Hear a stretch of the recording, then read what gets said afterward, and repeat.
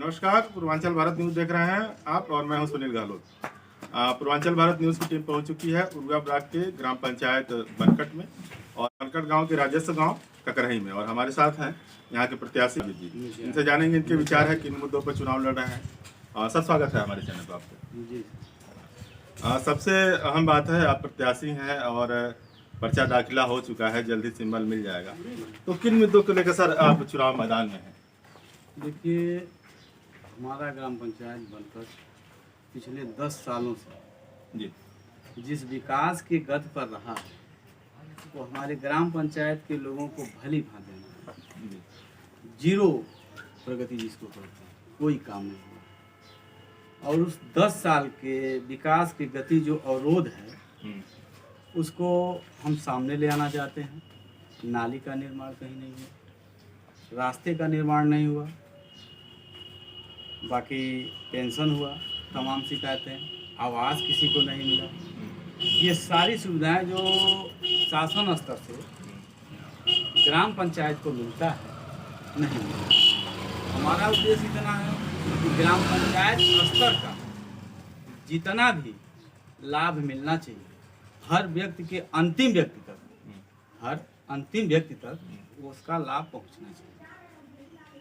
हम अपने गांव को नशा मुक्त बनाना चाहते हैं जी, एकदम नशा मुक्त होना चाहिए। सबसे बड़ी कमी हमारे ग्राम पंचायत में यह है कि इन 10 सालों में चाहे जिम्मेदार जो भी हो, लेकिन नशा बहुत ज़्यादा है, जिसकी वजह से हमारे गांव का तो विकास एकदम अवरोध हो गया। नशे की बात कही है आपने, तो न अभी अगल बगल कई भट्ठे पर देख रहे हैं आपके बंद हो चुका है। हमारी बात को सुनिए आप। हाँ।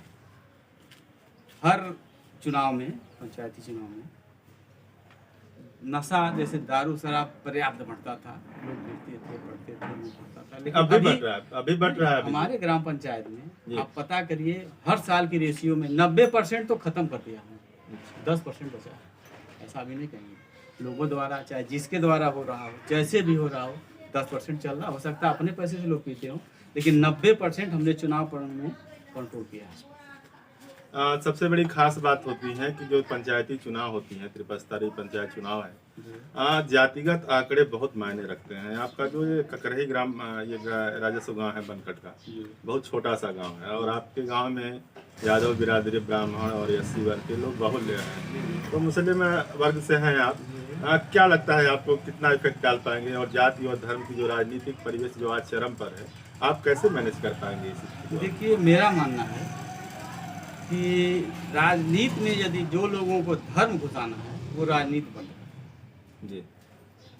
जब आप राजनीति में धर्म घुसाएंगे तो आप कभी कोई काम नहीं करते हैं। वर्तमान की राजनीति से आप इनकार करते हैं धर्म और जात से?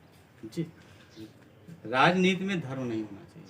सभी लोग लोकतंत्र में हैं, सबका एक समान।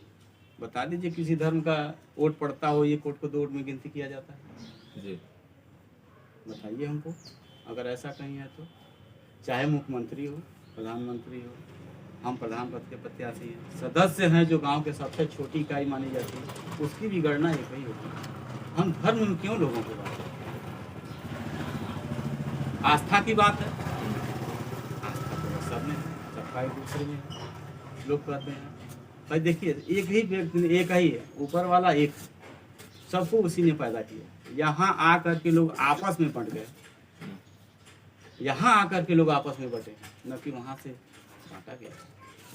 तो वोट मांग जो आप मतदाताओं को, मतलब जिन दरवाजों पे जा रहे हैं, कहीं धर्म की बात नहीं है। सभी लोग विकास को देख रहे हैं, या देख रहे हैं कि हमारा प्रत्याशी कैसा है, काम कर सकता है या नहीं कर सकता है।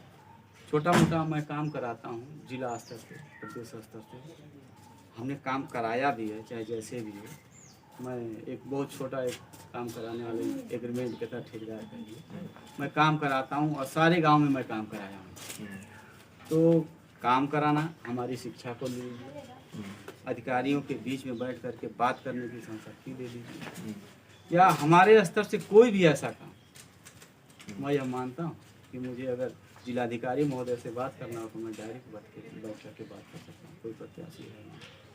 शिक्षा क्या है, थोड़ा सा दर्शकों को बताएं आप। शिक्षा तो मैं स्नातक किया, MA किया, और उसके बाद डिप्लोमा किया जी, कंप्यूटर BC। यहाँ के विद्यमान उत्तर प्रदेश में। चूँकि दक्षिणांचल का ये बहुत पिछड़ा इलाका है उर्गा ब्लॉक का। ऐसी स्थिति में अगर आप चुनाव जीत जाते हैं तो जो वादे कर रहे हैं जनता से, आपने बताया नहीं क्या वादे किए, आपने विकास की मुद्दा बताया। उन उम्मीदों पर जनता के अगर जीतते हैं तो कितने खरे उतर पाएंगे, आप कितने सहमत हैं इस बात से? देखिए, सारा मामला आकर के अंत में रुकता है विकास के रास्ते में निधि। हमें कितनी निधि मिलती है ये तो अभी मुझे कुछ आइडिया है नहीं, लेकिन मैं जब उसमें जाऊंगा, अगर मैं वहां तक पहुंचता हूं तो यह मान के चलिए कि मैं कोशिश करूंगा अधिक से अधिक जो काम 10 साल में नहीं हुआ मैं 10 महीने में करके दिखाना चाहता आज़ादी के बाद से आपने बताया है कि अभी यहाँ बहुत नारी खड़ंजा हर चीज़ से महरूम रहा है। हालांकि पिछले पंचवर्षीय कार्यों के बारे में बताया कि कोई कार्य नहीं हुआ, उसके पहले भी। हालांकि अभी हम लोग आपके गांव में आए हैं या बनकट में गए हैं तो जो मेन रास्ता है वहाँ पे पानी जल निकासी की भी दिक्कत है जो यथावत बनी हुई है। तो और बताया जा रहा है कि वहाँ पे लोकल विवाद है जिसके कारण नाली की समस्या नहीं सुलझाई जा सकती है। अपने स्तर से आप कैसे इसे सुलझा पाएंगे? देखिए, हम ये मानते हैं कि धरती पर कोई ऐसी समस्या नहीं है समस्या है जिसकी समाधान नहीं। ठीक है, नाली की समस्या अमिदवा में जाइए, रोज लोग भी बात करते हैं। हमारे वहाँ बनकट में जाइए, नाली को लेकर के इतना तो हम लोगों ने एक समिति बनाई, समिति के द्वारा संघर्ष समिति, ग्राम पंचायत बनकर समिति में, उसके द्वारा एक बार ब्लॉक पर भी हम लोग गए थे, शिकायत दर्ज कराए थे विनोद साहब जी। तो शिकायत तो दर्ज कराया था, लेकिन वहाँ से सेक्रेटरी साहब को कहा गया कि आप जाइए देखिए। सेक्रेटरी साहब आए या देखे या नहीं देखे अभी मैं कोई कमेंट नहीं करूँगा, लेकिन उसके बाद से वहाँ के जब लोग जाने कि नहीं हमारी शिकायत ब्लॉक तक पहुँची है तो स्वयं वहाँ के लोग साफ सफाई में लग गए और आज हमारा वो रोड साफ है। क्या स्थिति है आपके यहाँ जो शौचालय की प्रधानमंत्री की महत्वाकांक्षी योजना है, सुलभ शौचालय वगैरह की जो शौचालय बन रहे हैं या कितने शौचालय बने हैं, कितने संतुष्ट आप शौचालय की वजह से? शौचालय कुछ जो व्यक्तिगत बना था, घर घर जो बना है जी 80% तो लगभग अधूरे हैं जी, 20% उसमें पूरे हुए हैं, ऐसा नहीं कहेंगे पूरा नहीं हुए हैं। ओडीएफ चयनित गांव हो चुका है आपका, ओडीएफ हो चुका है, लेकिन धरातल पे आप महसूस करते हैं कि ओडीएफ है, लेकिन इसके बावजूद भी अभी भी समस्या बनी हुई है, लोग खुले में शौच समस्या जाते हैं। एकदम बनी हुई है। और अगर देखना चाहें तो आप चल के कि एक सड़क का इंक्वायरी करें कि कितने लोग शौचालय में जा रहे हैं।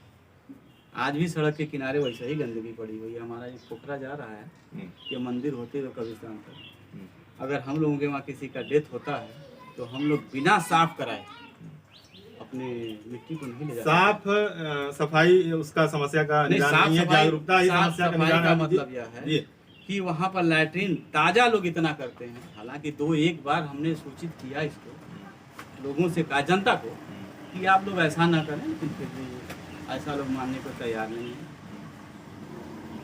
तो जागरूकता अहम मुद्दा है कि जागरूक करके लोगों को समस्या के निदान के बारे में मतलब समझा कर ही इसका समस्या का निदान किया जा सकता है जी। तो अभी आप शिक्षित व्यक्ति हैं, पढ़े लिखे हैं, तो कितने दिनों से इस मामले में आप जागरूक कर रहे हैं लोगों को? पिछले पंचवर्षीय योजना से, जब से मैं राजनीति में आया, ग्राम सभा स्तर के राजनीति, मैं बहुत ऊंची राजनीति नहीं करूँ, मैं ग्राम सभा स्तर के राजनीति। जब मैं इसमें कैंडिडेट बन गया पिछली बार, मेरी पत्नी लड़ी थी चुनाव, महिला सीट थी, इस बार मैं स्वयं हूँ जी। मैं तभी से जागरूक लोगों को बना रहा हूँ। और सेवा भाव तो हमारा जब से होश संभालो है। आबिद जी, पूर्वांचल भारत न्यूज़ से बात करने के लिए बहुत बहुत धन्यवाद। धन्यवाद। तो आगे भी और भी प्रत्याशियों से हम आपके उनके विचारों से रूबरू कराते रहेंगे। तब तक जुड़े रहिए पूर्वांचल भारत।